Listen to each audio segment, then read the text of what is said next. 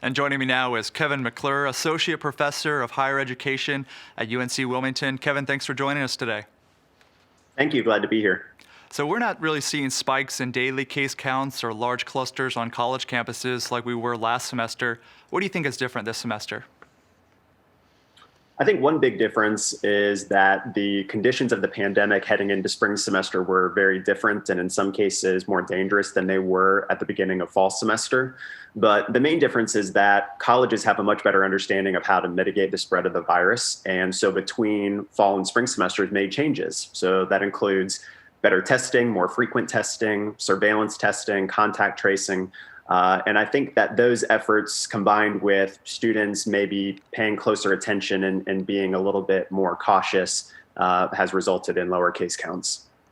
And this past fall semester, the UNC system set an enrollment record despite the COVID-19 pandemic. What does this tell you? A couple things. One is that North Carolina has enjoyed population growth, and so there are lots of people in the state looking for higher education.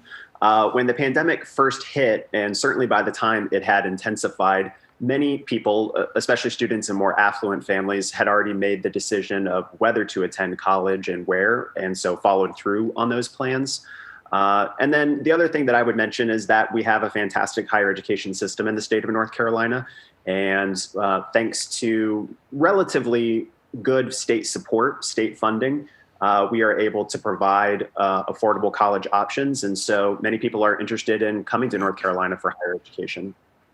And we heard in that story, that student talk about how COVID-19 has really changed the way students live and learn. I imagine some of these changes will be temporary, but which changes do you think will be more permanent? I think it's absolutely the case that faculty, staff, and students are going to be really excited to be in the classroom with one another, to be on campus with each other. But the biggest change is that more faculty and students will have experienced hybrid and online learning. And as a consequence of that experience, they'll become more comfortable with it.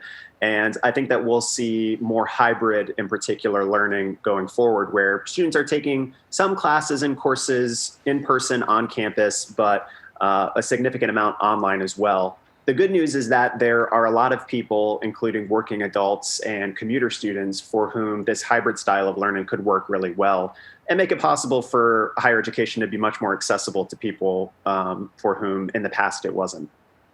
And so you worked on a study that highlighted COVID-19's negative impact on rural colleges and communities. What were some of the main takeaways from that?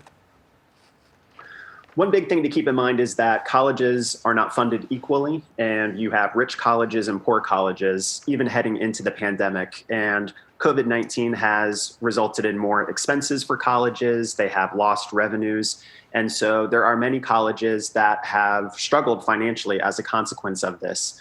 And so a big finding for us is that if we want to make it possible for everybody in the United States to have the opportunity to attend higher education, we need to make sure that we are continuing to provide support to public colleges and universities, especially those that are serving rural communities. And real briefly, Kevin, knowing that these rural public colleges are a big economic driver for communities, what's at stake if these schools don't survive? As I mentioned, you lose opportunity. You can also lose significant numbers of jobs and can contribute to a downward spiral within those rural communities because many of these colleges are anchor institutions and are absolutely critical to the communities that they serve. Kevin, thank you for your time and appreciate your insight on this topic. Thank you so much.